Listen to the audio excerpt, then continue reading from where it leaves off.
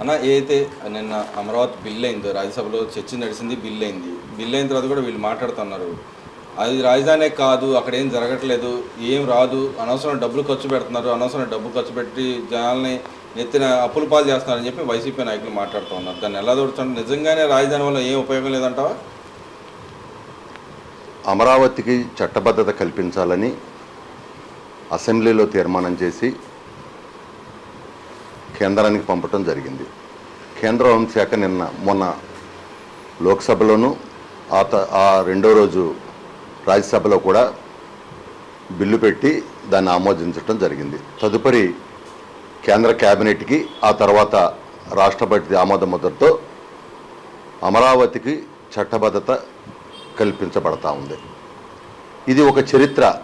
తెలుగు జాతి ఉన్నంతకాలం అమరావతి ఉంటుంది, తెలుగు నేల ఉన్నంతకాలం అమరావతి ఉంటుంది, భూమి ఆకాశం ఉన్నంతకాలం అమరావతి ఉంటుంది.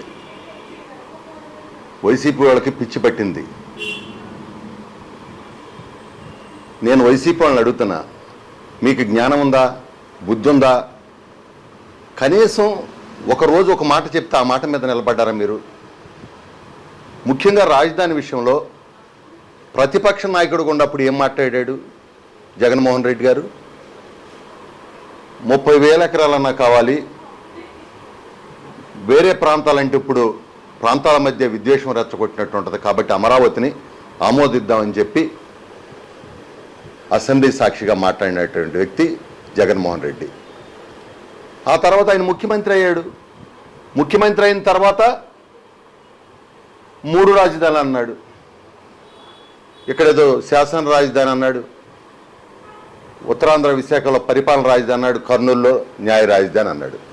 అంటే అంతకుముందు ఆయన చెప్పినట్టు అమరావతి అని ఏదైతే చెప్పాడో మాట తప్పాడు కదా, అలా మోసం చేశాడు కదా రైతుల్ని.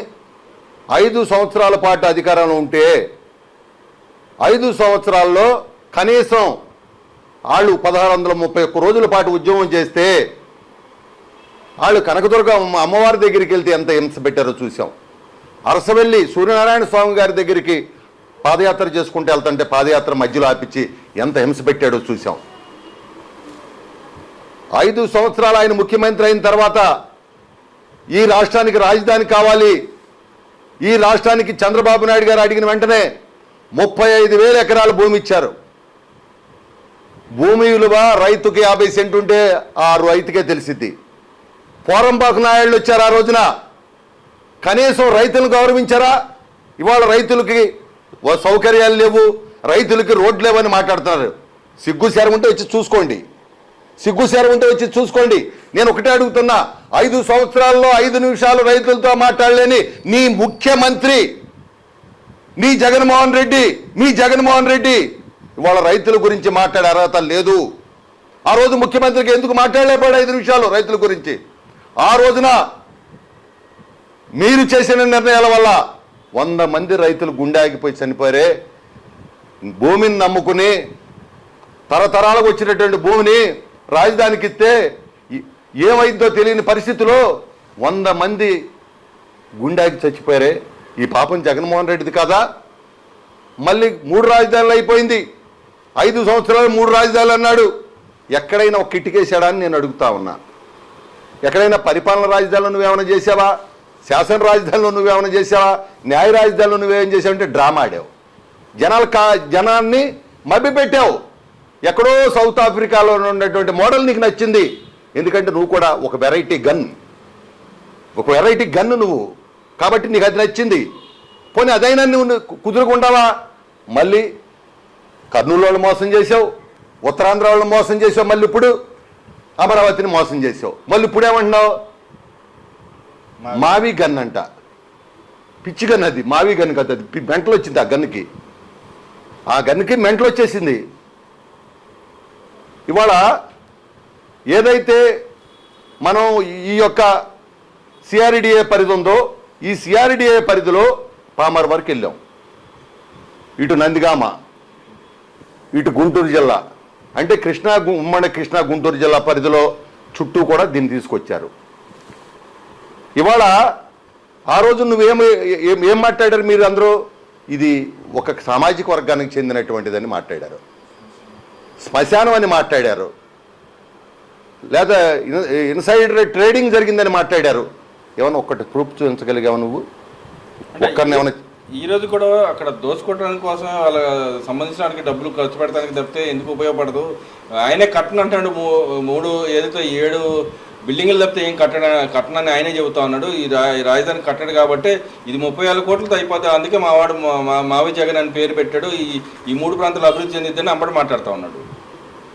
బుద్ధి జ్ఞానం లేని ముండా కొడుకులు వీళ్ళు, బుద్ధి జ్ఞానం లేని వాళ్ళు వీళ్ళు. అంబటి రాంబాబు జోకర్ రాంబాబు, సంబరాల రాంబాబు ఊనే మాట్లాడతాడు అంతే. ఆయన ఏదో మంత్రి చేశాడుగా ఇరిగేషన్ శాఖ. ఒకసారి దాని గురించి చెప్పమనంటే పోలవరం గురించి ఏం తెలియదు. ఊరినే వచ్చాడంతే గెస్ట్ ఆర్టిస్ట్ వీళ్ళందరూ. అంతకుముందు ఒక ఆయన గుండు దిగాలని వెళ్ళాడు. ఆయన ఎప్పుడు కట్టి వచ్చాం కాదన్నా దిగాలన్నారు. ఏం దింపెళ్ళారు? పోలవరాన్ని ఏం చేశారు? సర్వనాశనం చేసి వెళ్ళారు. వీళ్ళ మాటలు నమ్మితే రాష్ట్రం నిజంగా ఎందుకు పనికి రాకుండా పోయింది 5 సంవత్సరాల్లో. ఇవాళ ఏదైతే విజయవాడ నుంచి బందర్ వరకు 4 లైన్స్ని వాళ్ళ 6 లైన్స్ మేము చేస్తూ ఉన్నాం. గతంలో మా టైంలోనే 4 లైన్స్ చేసాం. బందర్ పోర్టు ఏమైనా పీక్ కట్టలు కట్టారు వీళ్ళు? ఏం పీకారు వీళ్ళు? ఈరోజు బందర్ పోర్టుని త్వరితగతిన చాలా మరి పూర్తి చేయడానికి మరి ముందడుగు లేపిస్తూ ఉన్నాం అక్కడ. అంతేకాదు ఇవాళ ఏదైతే కృష్ణా జిల్లాలో అశోక్ లేలాండ్ ఉంది, ఏం చేశారు? పారిపోయింది. మళ్ళీ మా లోకేష్ బాబు గారు మాట్లాడి వాళ్ళ అశోక్ లేలాండ్గా అక్కడ మల్లవల్లో పనిచేస్తూ ఉంది. అదేవిధంగా గన్నవరంలో మా యార్లగడ్డ వెంకటరావు గారు మాకు ఐటీ కంపెనీలని లోకేష్ బాబు గారి సహకారంతో అక్కడ మా అన్ని కంపెనీల్లో కూడా బ్రహ్మాండంగా పెద్ద ఎత్తున అక్కడ పనులు చేస్తూ ఉన్నారు. అదేవిధంగా మా పామర్లో మరి బెల్ కంపెనీ వచ్చింది, ఎంఎస్ఎంఈ పార్క్ వచ్చింది. ఆ విధంగా అభివృద్ధి అనేది వికేంద్రీకరిస్తూ ఉన్నాం. ఇక్కడే కాదు, అటు రాయలసీమ ప్రాంతం కావచ్చు, ఇటు ఉత్తరాంధ్రలో కావచ్చు.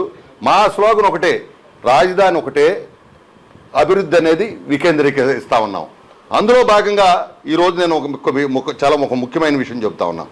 జగన్మోహన్ రెడ్డి గారు ఏంటంటే ఆయనకు అవసరమైతే అది మంచి అంటాడు, లేకపోతే చెడు అంటాడు. ఆ రోజు శాసన మండలి రద్దు చేయాలని సిఫార్సు చేశాడుగా. ఇవాళ మళ్ళీ ఎందుకు శాసన మండలి గురించి మాట్లాడుతూ ఉన్నాడు? ఏంటంటే ఆయనకు అవసరం వస్తే అది మాట్లాడతాడు, లేకపోతే దాని గురించి మాట్లాడాల్సినటువంటి అవసరం లేదనేటువంటి తత్వంలో ఉండేటువంటి మనిషి. ఇవాళ నేను ఒకటే చెబుతున్నా, ఆయన 5 సంవత్సరాలు ముఖ్యమంత్రిని చేస్తే మొత్తం రాష్ట్రాన్ని ముంచేశాడు, అమరావతిని మోసం చేశాడు, కర్నూలు అదే రాయలసీమను మోసం చేశాడు, ఉత్తరాంధ్రను మోసం చేశాడు. రాష్ట్రాన్ని మోసం చేయడంతో పాటు ఏ వ్యక్తి అయినా సరే ఇంట గెలిచి రచ్చగెలిచాలన్నారు. ఇవాళ నేను అడుగుతా ఉన్నా జగన్మోహన్ రెడ్డి గారిని, నీ తల్లి గౌరవాధ్యక్షురాలు ఉంటే నువ్వు పెద్ద ప్లేనరీ సమావేశం పెట్టి నువ్వు ఎందుకు రాజీనామా చేయించావు? నీ తల్లి నీ కోసం పనిచేయలేదా? ఆ రోజున నీ తండ్రి చనిపోయిన తర్వాత నీ వెనకాల లేదా? అయినా నీ తల్లిని నువ్వు గెంటేసావు కదా, ఆ పదవుల నుంచి పీకేసావు కదా, నీకు భయం అయిపోయింది. నువ్వు 16 నెలలు జైల్లో ఉంటే నీ సొంత చెల్లి పాదయాత్ర చేసి నేను జగనన్న వదిలినటువంటి బాణం అని చెప్పినటువంటి మహాతల్లి అంత కష్టపడి పనిచేస్తే ఈ రోజున చెల్లిని తరిమేసావు. కనీసం నీ తండ్రి ఇచ్చిన ఆస్తి ఇవ్వయ్యా. ఆనాడు అన్న నందమూరి తారక రామారావు గారు మహిళలకు ఆస్తి హక్కు ఇమ్మన్నాడు, వాటా ఇమ్మన్నాడు. నువ్వెవరో ఇవ్వకపోవటానికి ఇవాళ నీ కుటుంబంలో నీకే నీ చెల్లికి నీ తల్లికి న్యాయం చేయలే. పైగా నీ బాబాయ్ నీ తండ్రి కోసం రాజకీయాల్లో ఉన్నప్పటి నుంచి కూడా బ్యాక్ బోన్ కొండి ఆయన యొక్క రాజకీయ భవిష్యత్ కోసం పనిచేసినటువంటి మరి వివేకానంద రెడ్డి గారిని ఎవరు చంపారయ్యా? మీరు కాదా? మీరు చంపలేదా? ఆ రోజు నారాసుర రక్త చరిత్ర అన్నావు, 5 ఏళ్ళు మాట్లాడావు నువ్వు అధికారంలో ఉండి. సిబిఐ దర్యాప్తు వద్దన్నావు. ఈరోజు నీ చెల్లి పోరాడుతుంది తండ్రి దీనికోసం.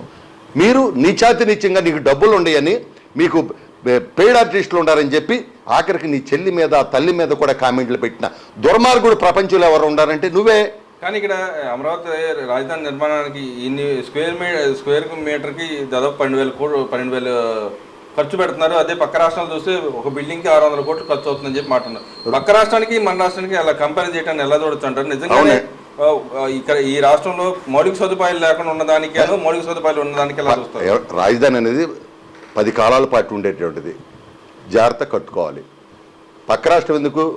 రుషికొండ కట్టడిగినా 29,000 చదరపు అడుగు 29,000 కట్టాడు. ఏంటి ఈయన మాట్లాడటం ఏంటి? అసలు రుషికొండ ఎందుకు కట్టాడని నేను అడుగుతున్నా. ఎవడు బాబు సొమ్ము అది? ఎవడు బాబు సొమ్ము? జనాల సొమ్ము. నువ్వు రుషికొండ ఎందుకు కట్టావని అడుగుతున్నా. నువ్వు పార్టీ కార్యాలయానికి రంగులేసి తీస్తే 2,000 కోట్లు అయింది. కోర్టు నిన్ను బొట్టికాయలు ఎత్తి తీశారు. 2,000 కోట్లు ఎడుబాబు సొమ్ము. అదేవిధంగా 750 కోట్లు పెట్టి ఏదైతే సర్వే రాళ్ల మీద బొమ్మలు వేసుకున్నావు, అది ఎవడబ్బ సొమ్ము అది? అదేవిధంగా పాస్బుక్ల మీద 25 కోట్లు 30 కోట్లు అయింది. నీ బొమ్మ వేసుకున్నావు. ఎవడైనా కష్టపడి తండ్రి ఆస్తి ఇస్తే దాని మీద తండ్రి బొమ్మ ఉండాలనుకుంటే లేదా తాత బొమ్మ ఉండాలి. నువ్వెవడు? నీకేంటి సంబంధం? ఈ 25 కోట్లు నీయా? నీ ఇంట్లో డబ్బా? సర్వనాశనం చేయలేదు. జగన్మోహన్ రెడ్డి అనే అతనికి నిబద్ధత కానీ నిజాయితీ కానీ నీతి కానీ లేని వ్యక్తి. ఎన్నికల ముందు నేను ఇల్లు కట్టుకుంటాను ఇక్కడ అని చెప్పి రాజధానిలో ఇల్లు కట్టుకున్నానని ఆడ ఆర్టిస్టులు అందరితో మాట్లాడిచ్చాడు. అధికారం వచ్చిన తర్వాత ఏం చేశాడు? అదే జగన్మోహన్ రెడ్డి మాట మార్చాడు. కాబట్టి జగన్మోహన్ రెడ్డి ఏంటంటే ఇప్పుడు కూడా ఏమనుకుంటున్నాడంటే ఈ మావి గన్నని కొత్తగా పెడితే ఈ 3 ప్రాంతాల వాళ్ళు ఏదో అమ్మో ఇంకేముందని ఎందుకు అనుకుంటారు? ఒక పక్కన చాలా మంది మెచ్చుకుంటున్నారంట, ఆలోచిస్తున్నారంట. పిచ్చిన వాళ్ళు ఎవరు మెచ్చుకుంటున్నారు? వీళ్ళని వెళ్ళి జనాలను అడగమనండి. ఇవాళ ఆ రోజున ఏం చెప్పారు? అది అక్కడంతా ఒక సామాజిక వర్గం, కమ్మ సామాజిక వర్గం ఉందని ఏడిశారు. అక్కడ ఎవరండి ఉండదు? తాడికొండ ఎస్సీ కాన్స్టిట్యున్సీ 23% మంది రైతులు ఇవాళ అక్కడ ఎస్సీ రైతులు ఉన్నారు. అక్కడ పక్కన ఉండేటువంటి నందిగామ ఎస్సీ కాన్స్టిట్యున్సీ, పత్తిపాడు మరి SC constituency, Vemuru ST constituency, ఇక్కడ పామర్ ఎస్సీ కాన్స్టిట్యున్సీ, ఈ సరౌండింగ్ మొత్తం కూడా దళిత కాన్స్టిట్యున్సీలు. విజయవాడ నగరంలో వాణిజ్యం మరి చాలా పెద్ద ఎత్తున ఇక్కడ మరి ఆర్యవైశ్యులు కానీ మార్వాడీస్ కానీ ఉంటారు. గుంటూరు చూసుకున్నట్టయితే నీకు అక్కడ ముస్లిమ్స్ ఉంటారు, బీసీలు ఉంటారు. ఏందండి ఏం మాట్లాడుతున్నావు? ఇవాళ ఒక్కటే, జగన్మోహన్ రెడ్డి అనే ఆయన ఎప్పుడు కూడా ఒక చోట కుదురుగా ఒక అభివృద్ధి జరగాలని, ముఖ్యంగా అమరావతి మీద నిప్పులు పోసుకుంటా ఉన్నాడు. జగన్మోహన్ రెడ్డి గారికి ఒకటి హెచ్చరిస్తున్నా, గుర్తుపెట్టుకోండి. అమరావతి జోలికి వచ్చినందుకే దేవతలు నడి ఆడిన రాజధాని అమరావతి. అమరావతికి ఒక హిస్టరీ ఉంది. అలాంటి రాజధాని జోలికి వెళ్ళినందుకే 175కు 175 వెర్రవీగాడు. 11కు పడేశారు. ఇప్పుడు 263 అంటున్నాడు కండి. 2 సీట్లు కూడా రావు. 2 సీట్లు కూడా రావు. ఏమండి ఈ రోజున రాష్ట్రంలో రాజధాని వద్దంటాడా? అసలు రాష్ట్రానికి సంబంధించిన సమస్య అంటాడా? అవును, రాష్ట్రానికి సంబంధించిన సమస్యే. చంద్రబాబు నాయుడు గారు ఆ రోజున అమరావతి అంటే నువ్వు రాష్ట్ర సమస్య అయితే ఎందుకు మళ్ళీ నువ్వు 3 రాజధానులు అన్నా? నీలాంటి ఒక దుర్మార్గుడు, నీలాంటి ఒక నియంత, నీలాంటి ఒక సైకో వస్తాడనే ఈ రోజున చట్టబద్ధత కోసం పార్లమెంట్లో చట్టం చేసాం, దాన్ని ఆమోదింపజేసాం. అంటే వాళ్ళు పార్లమెంట్లో కానీ రాజ్యసభలో కానీ మాట్లాడనే లేదంటే గొంతులు నొక్కేశారు.